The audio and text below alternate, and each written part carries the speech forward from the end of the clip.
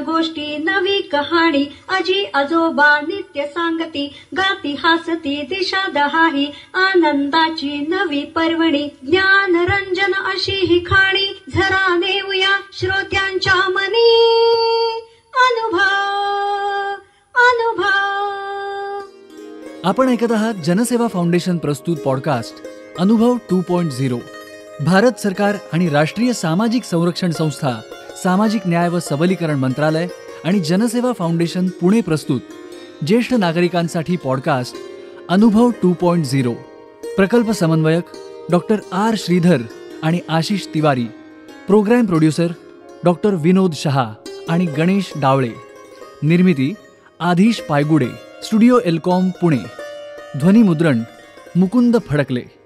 ज्येष्ठ नागरिकांच्या समस्या, प्रश्न आणि मार्गदर्शन यासाठी टोल फ्री एल्डरली लाईन क्रमांक 14567, टोल फ्री हेल्पलाईन क्रमांक 14567 अर्थात 14567 यावर सकाळी 8 ते रात्री 8 या वेळेमध्ये संपर्क साधावा. नमस्कार श्रोते हो, मी राजेंद्र देशपांडे. मी मूळचा नाटकातला आहे. 15 वर्षापेक्षा अधिक काळ मी पूर्ण वेळ फक्त नाटक केलेलं आहे. मी करता करता पाहून आणि करून नाटक शिकलेलो आहे. लेखन सोडून नाटकाच्या प्रत्येक विभागामध्ये, निर्मितीच्या प्रत्येक विभागामध्ये मी काम केलेलं आहे. त्यामुळे माझ्याकडे रंगभूमीवरच्या 3 गोष्टींचं नैपुण्य आहे. मी अभिनेता आहे, दिग्दर्शक आहे आणि रंगभूषाकार आहे. नाट्यसृष्टीमध्ये या 3ही गोष्टी एकाच माणसाकडे पाहायला मिळणं ही एक अत्यंत दुर्मिळ गोष्ट आहे आणि या 3ही गोष्टी मी शिकून प्राप्त केलेल्या आहेत. हौशी, व्यावसायिक आणि प्रायोगिक रंगभूमीवर मी अनेक वर्ष वेगवेगळ्या प्रकारची कामं केलेली आहेत, ज्याच्यामध्ये लेखन, दिग्दर्शन, अभिनय याच्याबरोबरीने पडद्यामागच्या कामामध्येही अत्यंत रस घेऊन मी ही सर्व कामं पूर्ण केलेली आहेत. मी नाटक, सिनेमा, सिरियल अशा सर्व प्रांतामध्ये छोट्या छोट्या भूमिका केलेल्या आहेत. रंगभूषाकार म्हणून, व्यावसायिक नट म्हणून आणि दिग्दर्शक म्हणून मी 3ही विभागामध्ये भरपूर काम केलेलं आहे. छोट्या छोट्या भूमिका केलेल्या आहेत. आदरणीय राजदत्त, विक्रम गोखले यांच्याबरोबर काम करण्याची मला, स्मिता तळवलकर, संजय सुरकर अशा मोठमोठ्या लोकांबरोबर काम करण्याचा मला अनुभव मिळालेला आहे. आणि हा सगळा अनुभव घेऊन मी नोकरीच्या निमित्ताने जाहिरात क्षेत्रामध्ये आलो आणि गेली 37 वर्ष मी जाहिरात, प्रसिद्धी, जनसंपर्क, माध्यम संयोजन आणि इव्हेंट्स अशा वेगवेगळ्या व्यावसायिक प्रांतामध्ये काम करतो आहे. मराठी कॉपी रायटिंग हे माझं स्पेशलायझेशन आहे. मी मराठी कॉपी रायटर या नावाने मी आजपर्यंत स्वतंत्र काम करतो आहे.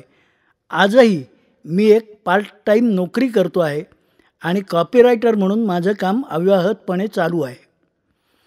अनुभव 2.0 या ज्येष्ठांसाठी प्रामुख्याने चालू झालेल्या पॉडकास्टच्या या पहिल्या एपिसोडमध्ये बोलण्याची संधी मला मिळते आहे आणि ज्येष्ठ नागरिक श्रोत्यांशी माझा संवाद प्रथमच घडतो आहे.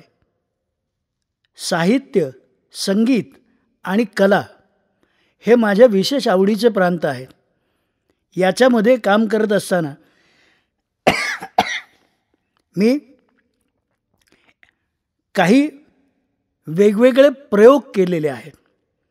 घर हा माझ्या आवडीचा विषय राहिलेला आहे. गेली 25 वर्ष मी घर या संकल्पनेवरती काम करतो आहे. शब्द, सूर, रंग, रेषा अशा विविध माध्यमातून मी घराचा शोध घेतो आहे. हा शोध घेता घेता मी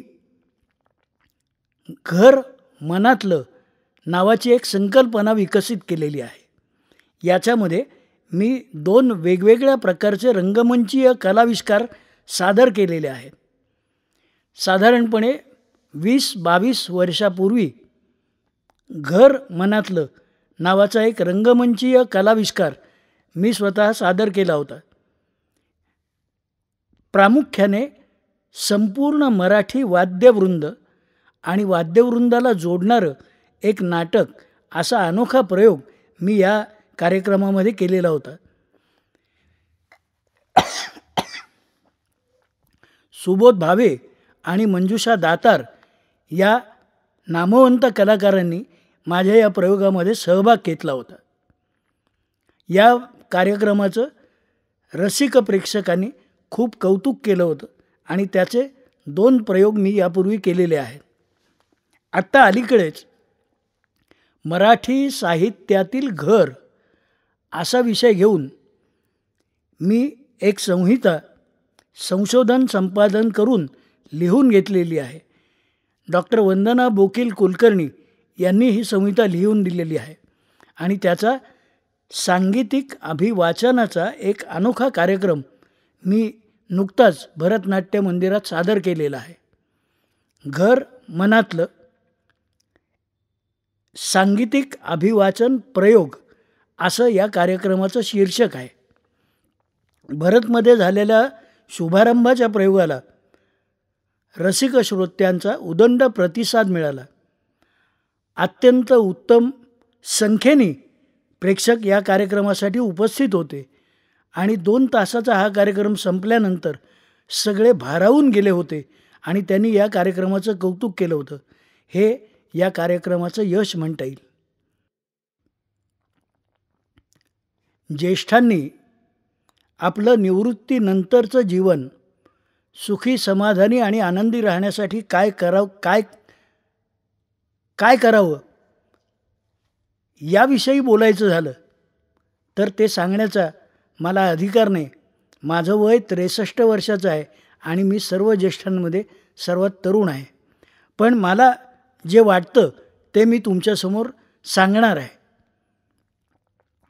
निवृत्तीनंतरचं जीवन आनंदानं व्यतीत करण्यासाठी प्रत्येक ज्येष्ठाला आपले छंद जोपासता आले पाहिजेत, आपल्या आवडी सांभाळता आल्या पाहिजेत आणि त्यामध्ये रस घेऊन त्याच्यामध्ये वेळ व्यतीत करून आनंद मिळवता आला पाहिजे अशी माझी समजूत आहे.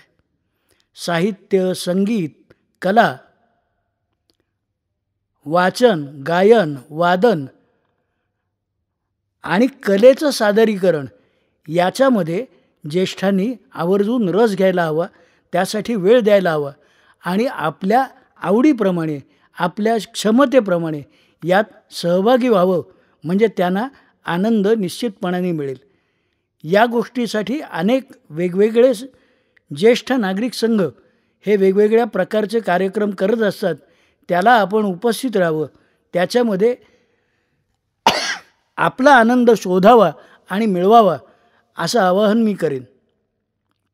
याबरोबरच आपलं कौटुंबिक जीवन आणि व्यावहारिक जबाबदाऱ्या याच्याकडेही आणि प्रामुख्याने आपलं आरोग्य या गोष्टींकडे ज्येष्ठांनी अतिशय काळजीपूर्वक लक्ष द्यावं असं माझं आवाहन राहील.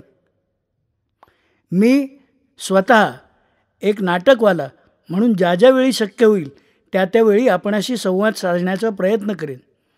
पण कोणत्याही ज्येष्ठ नागरिक संघाला कोणतेही कार्यक्रम करण्यासाठी कोणत्याही प्रकारची मदत हवी असेल तर आपण माझ्याशी जरूर संपर्क साधा असं मी प्रांजळपणाने सांगेन.